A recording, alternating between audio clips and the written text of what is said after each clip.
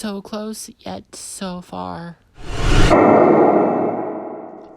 Hey guys, I'm Zappig, and today I'm still gonna be playing Speed Builders. This time I'm gonna have some commentary in the background instead of just how to build what's on screen. Today's topic is the leaderboard. Now, the Speed Builders board is not linked on the main forum site, but I was able to find the link, which I have included in my About section, and on my forums profile.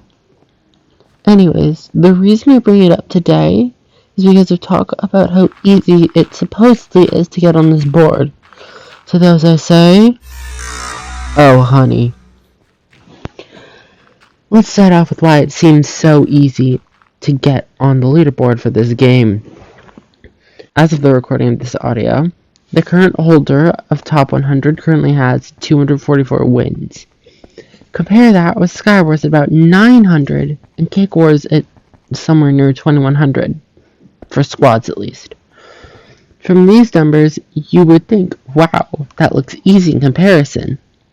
See, that's the thing. It looks to be deceiving, and this is for multiple reasons. The main one involves win times. In PvP minigames, you talk about a rush strategy, something that you can use to catch people off guard and unprepared in an attempt to win the game early. Speed Builders, there's no such thing.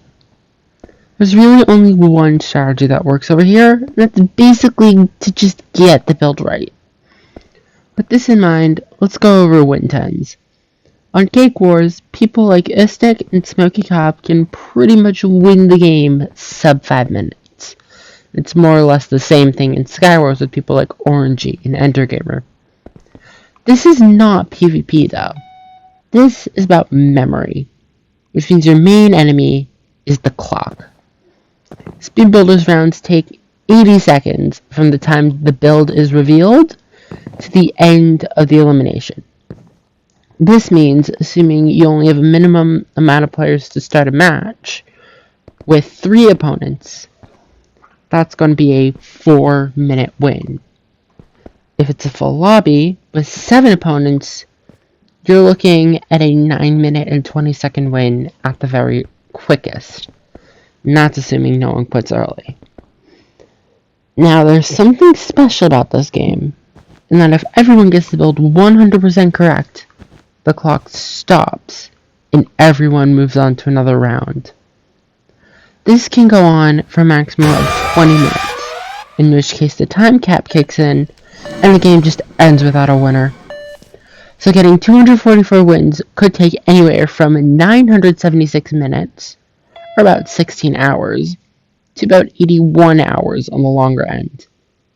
This assumes you win every match, and that may not be possible and is highly unlikely for the next reason I'm about to mention. Mastery. When starting out, you most likely won't know many of the builds, and if you do, they probably won't be the more difficult ones. Trust me, I was the same way. You're going to need to give yourself time to learn the builds to the point where you can perfect them in your sleep. This means that you will miss builds, and you may go out over them, but you have to keep trying. If you're having trouble with the build, screenshot it and practice it in a private world. My point is, this game is all about what you can do under time pressure. Next up, pattern recognition.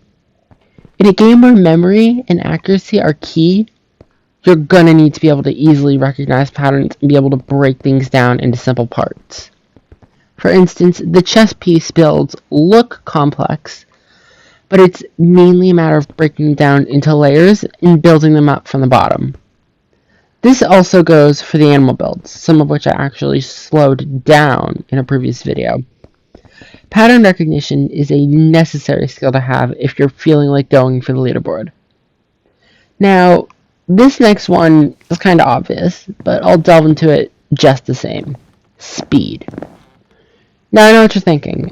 Zappig, come on. The name of the game is Speed Builders. Of course speed is a necessary skill. It's in the name of the game, for crying out loud. To that I say, yeah, this is true. But there's a reason I listed it last. This is due to you needing all the other skills I mentioned before you can start working on your speed. Now, some of you out there may say, oh, well, I can speed bridge in Cake Wars, and that's basically the same thing. Hate to burst your bubble, but that's not how it works. I faced off against LT Tombstone, Cyrennical, and Usnik in the same match.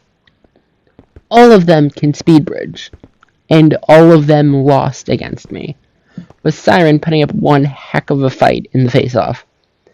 I guess I should say this. Don't rely on CPS alone to get you through the elimination matches. Work on memorization and pattern recognition first, and get used to the feel of the builds, then work on putting it all together faster. You don't have to try and be as fast as Duckle or Scoba or even me right off the get-go. Get it down first, then work on the speed later. Alright, hope y'all enjoyed that little rant about the leaderboard and why it definitely is not as easy as it would look to the PvP main. If you did like this video, drop a like on it and maybe subscribe if you're new.